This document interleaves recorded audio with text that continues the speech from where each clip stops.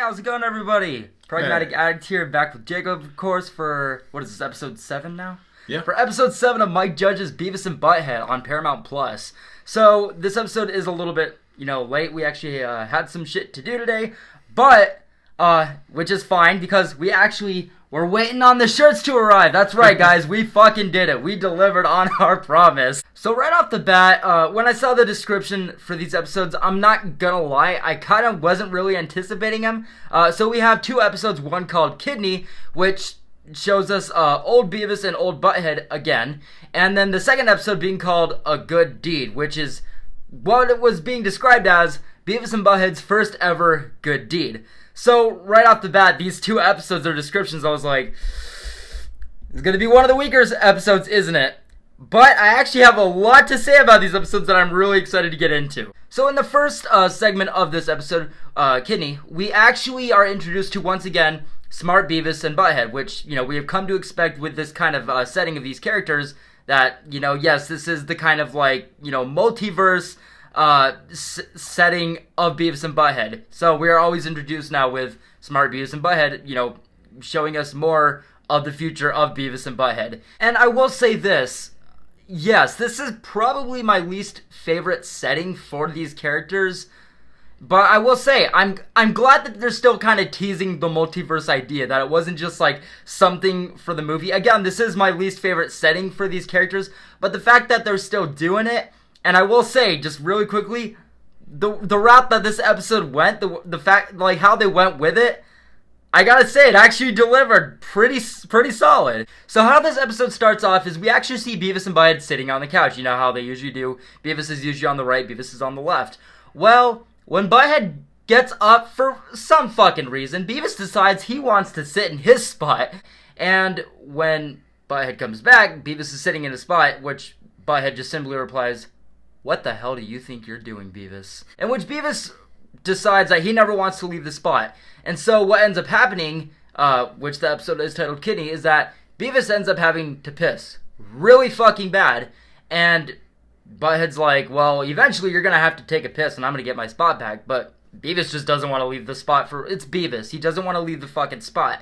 And so Butthead throughout the episode is just teasing Beavis, trying to make him, have to go to the bathroom.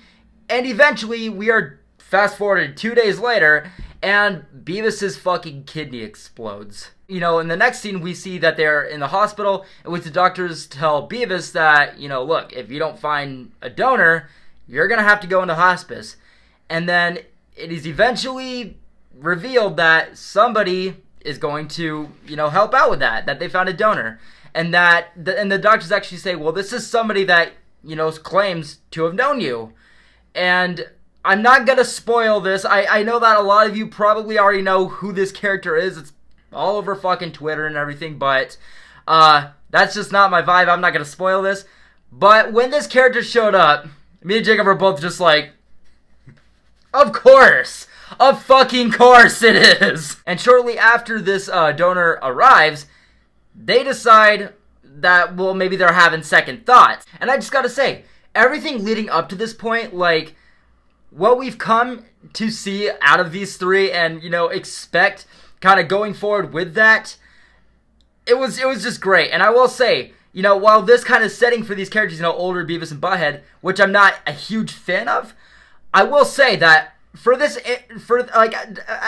setting as, the introduction for this another character, I gotta say, they did fucking great with it, and I think that it was a great introduction. I will say this, how the episode actually, finishes off, it didn't really do much for me, in that sense of, a climax or anything, but I will say, what I did gain from it, is that, just seeing all these characters back together, and again, for someone who, once again, wasn't really anticipating this kind of setting or this kind of episode, it did a lot for me that I really wasn't expecting, and just to see, again, these three characters back together, it just felt good. I'm going to be honest, I didn't much care for this episode. There was parts where I laughed a little, but it wasn't really my cup of tea. That's fair. I don't think they really do anything you would want them to do with the future Beavis and Buttheads. Beavis's freaking bladder's exploding. That sounds like something, I don't know, a little overdone. I don't know. I'll say this though, like I'm with you on like the older Beavis and Butthead. Like they're just not my favorite characters. You know, I don't take them as seriously as I take the original, which is funny because these original characters are just even dumber. But just seeing them in their 40s, 50s, whatever they are, it just doesn't feel right. And then seeing like the whole multiverse thing, it's weird for me. I'm still trying to like ease into it. Still trying to get comfortable with it.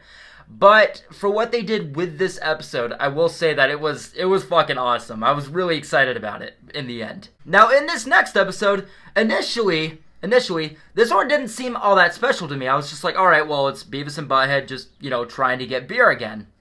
But this episode is actually called The Good Deed, which I'm still not fully, I still don't fully know what the title exactly means, but I know enough to kind of get it, which I'll get into right now. So in this episode, we actually see Beavis and Butthead back in school, and when they, leave for the day, one of their classmates is like, hey, are you guys gonna go to the dance tonight, the prom? And they're like, no, we're gonna drink beer and kick some ass.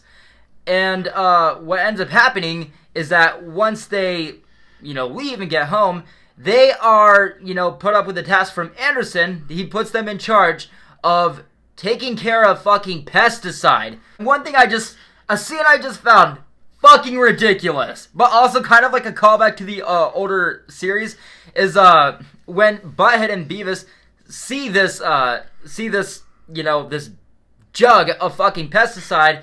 It has a logo on a fly in it, and then it has Toxico, which is toxic in Spanish, I assume.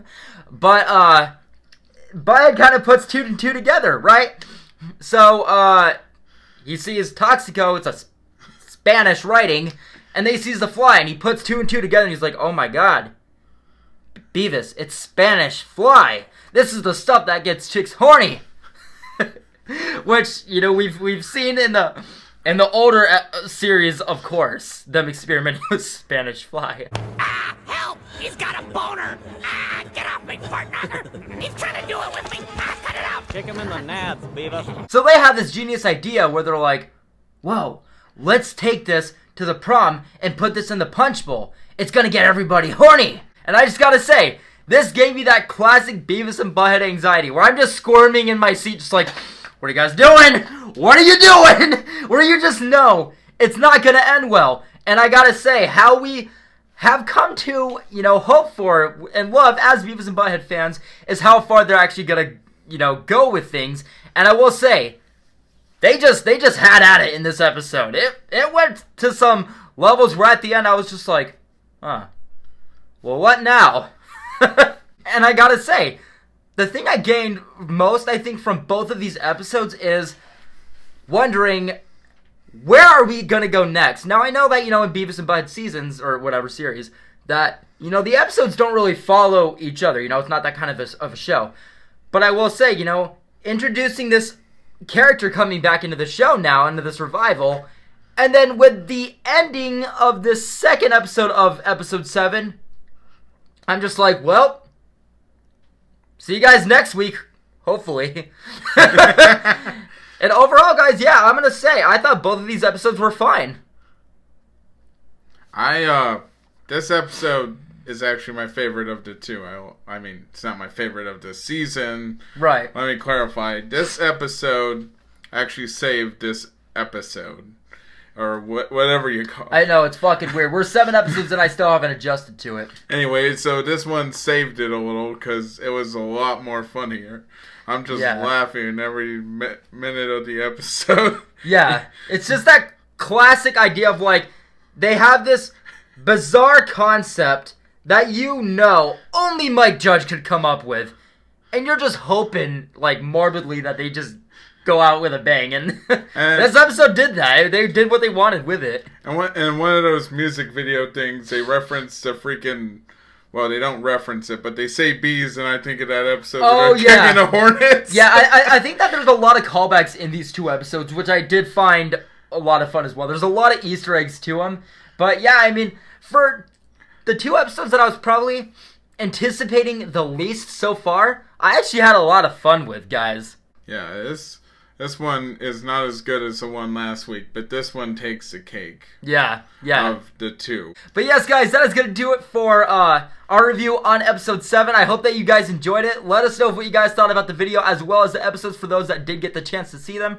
So tonight, guys, we are going to be seeing Barbarian. Fuck yes! I am so damn excited for this movie. It is being hailed as one of the scariest horror films, not only of the year, but in years. It is actually from, what is his name? Craig, I forget his name, Craig Zager. He actually worked on Miss March.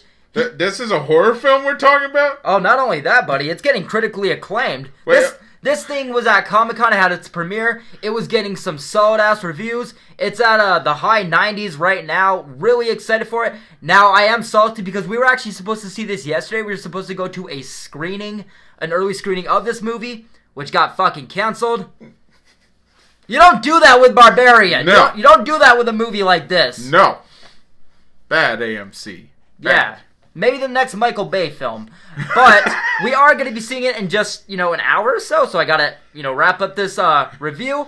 But we are really looking forward to this film. Again, it is helmed from one of the creators of The Whitest Kids You Know. So, bizarre as fuck.